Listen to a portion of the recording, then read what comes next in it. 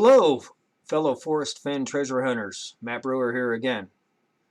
You know the quote we all make about read the scrapbooks for entertainment, but read the poem like you were trying to put an X on the map?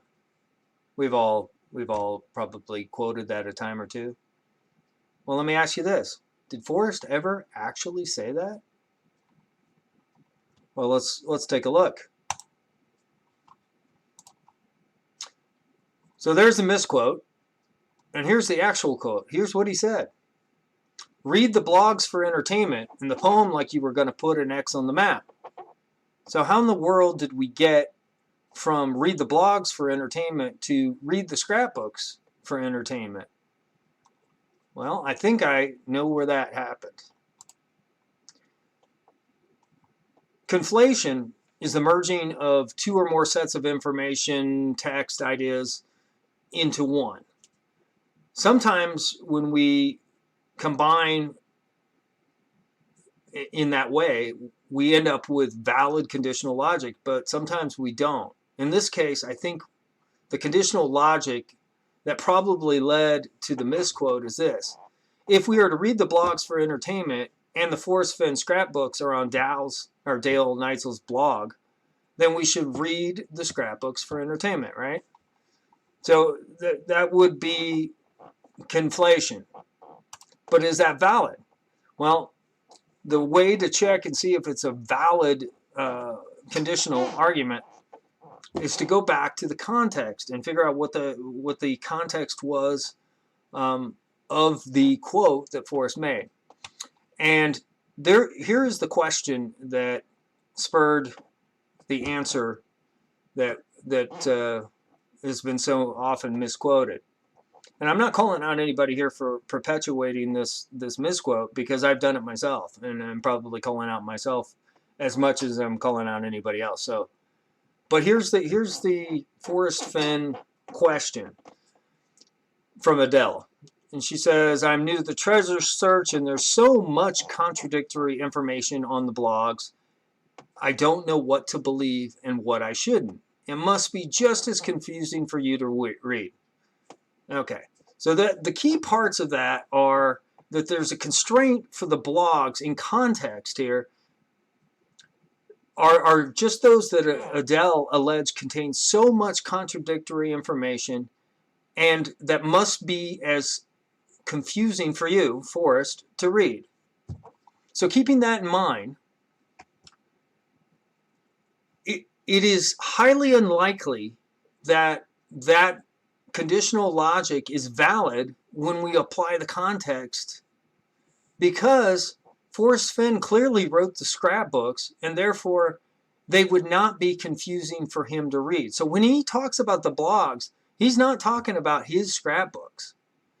He would probably also acknowledge that there are some embellishments and aberrations and such that live out on the edge in those scrapbooks, but I would imagine he'd take exception to Adele's allegation that they contain so much contradictory information if he thought the blogs that she was talking about included his scrapbooks, right?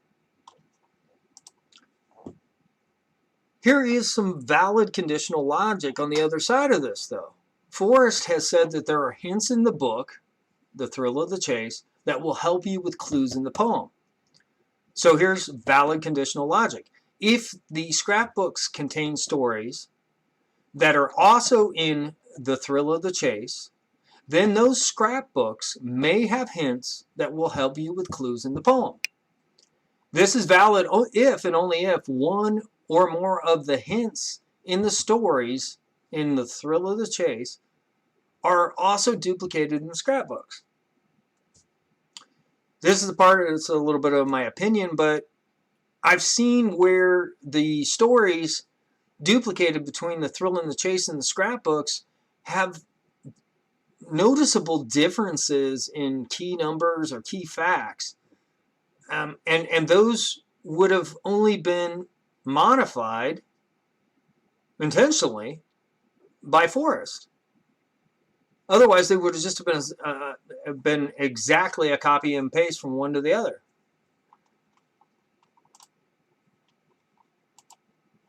And finally, if all the websites that have forums for searchers to give their opinions are blogs that Forrest Fenn is talking about in his quote, then and we should only consider them for entertainment, then the very misquote that we're talking about here, from which that argument stems, is only to be considered entertainment. And what I mean by that is if you open up and you see where this actually came from, it's Jenny Kyle's blog, Mysterious Writings, which is clearly a blog. So if we're only supposed to read this for, I probably shouldn't show all that, but we should only be reading that for entertainment, and therefore I can't base any logic upon that because it's only entertainment, right? Anyway, something to think about. I suppose this could have been titled, context is key or something of that nature. But I think it's a good reminder for myself, certainly, and other folks as well. Make sure that when we quote Forrest Fenn, we understand the context in which he is answering a question or so forth, because it can make all the difference in the world. Now, does this really matter in the scheme of things? Will it help get you closer to the treasure? Maybe. If one of those hints that's in the scrapbook, that's also in the thrill of the chase, that will help you with the clues, if one of those points you in the right direction, maybe. Anyway, Matt Brewer out. Until next time. Thank you.